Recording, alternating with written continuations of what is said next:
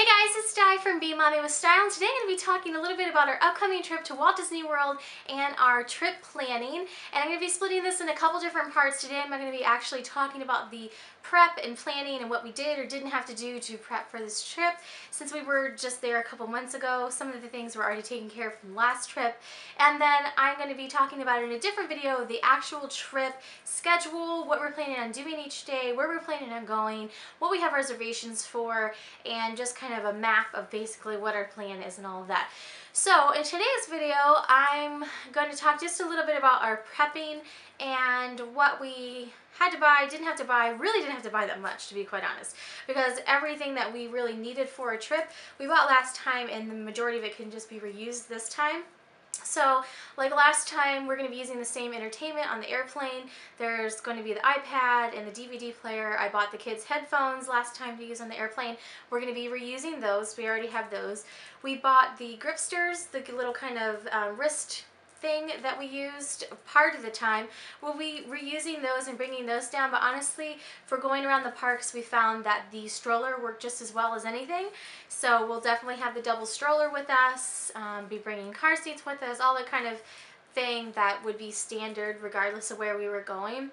As far as the clothing, I did start purchasing that a few months, probably 3 to 4 months in advance. I find with the custom clothing that it really works best if you buy it 3 to 4 months in advance of your trip, so that way if for some reason a dressmaker needs a little bit more additional time to complete it and that sort of thing, you're not going right against the wire on getting everything collected and getting it all put together in your suitcase and all of that. I started purchasing the girls' clothing 3 to 4 months before our trip, which basically was at the same time I started planning the trip, and I pretty much had everything purchased with a couple months to spare. So I have all their clothing at this point. I have it all mapped out as far as what day they'll be wearing what, and maybe I'll just show everything in a separate video and show you kind of my plan for our customs and our upcycles and what they'll be wearing when. But I did purchase all of that way ahead of time, and so that's nice also if you're kind of budgeting out the trip. You can buy certain things in certain months, and for me the customs are one of the first things that I bought, and I bought the plane tickets like the next month, and you know, you just can kind of space everything out very evenly, so it's kind of nice because it's really not even like you're noticing paying like one huge chunk of money at one time.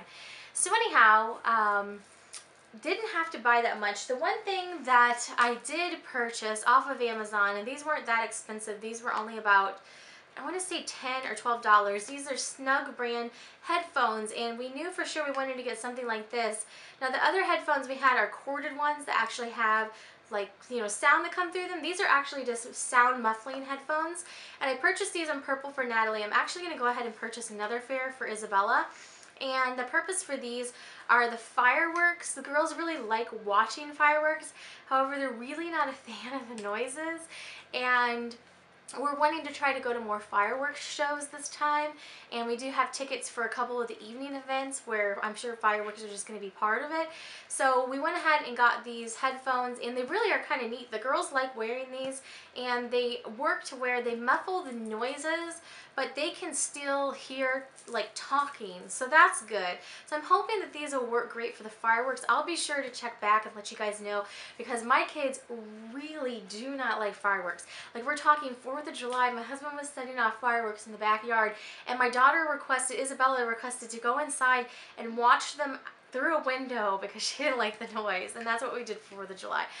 So, you know, we really would like to do some more of those activities like the fireworks and things like that, but hopefully this will be a good resolution for the girls. That's really like only one of the things I had to buy. As far as myself, you know, I bought the Longchamp toe before we went last time. I'll probably reuse that or one of my other ones that I have. We really didn't have to buy a whole lot other than, you know, just the regular trip things like buying plane tickets and that sort of thing. So I will have a whole series of videos right around our trip as far as just a little bit of everything, kind of how we did in April, just a little bit about everything. I'll show you the packing, I'll show you what we're bringing with us, but this was just kind of an introductory video because people have been asking what I was doing to prep. And I did try, what I try to do with these trips is I try to space out, you know, what I'm doing in each month. So each month I will have a different focus to do with the trip, if that makes sense. So one month I'll be purchasing the plane tickets. So that'll be what my focus is that month. And then the next month I may purchase all the girls' customs, and that'll be my focus that month. And then I just systematically check everything off the list. I had about, I'm trying to think what month I started planning for this. I had about 3 to 4, probably around 4 months lead time. So we don't have to worry about hotel or anything like that because we do stay at my dad's house. So really all I had to plan on was the girls' customs, the airfare, the park tickets to get in, and that's really about it as far as the pre-planning and everything you pay for ahead of time. Then obviously, like, we reserve the rental car, but you don't pay for that until afterwards. And then all the food and everything I'll just pay for on the back end.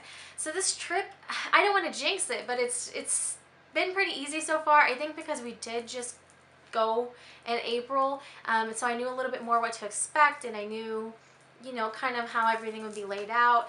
And I think the planning in advance really does help. So if you have like 4 to 6 months lead time, which generally with a Disney trip you're going to, I find that that works really well as far as like just even budgeting. If you just pay for one thing a month, it really doesn't seem like it even costs that much to go, because if you just buy plane tickets one month, and then if you're getting into special clothing and things like that the next month, and then if you, obviously hotels can be quite a bit more expensive if you're staying in a pricier one, so maybe split that over 2 months or whatever you need or want to do.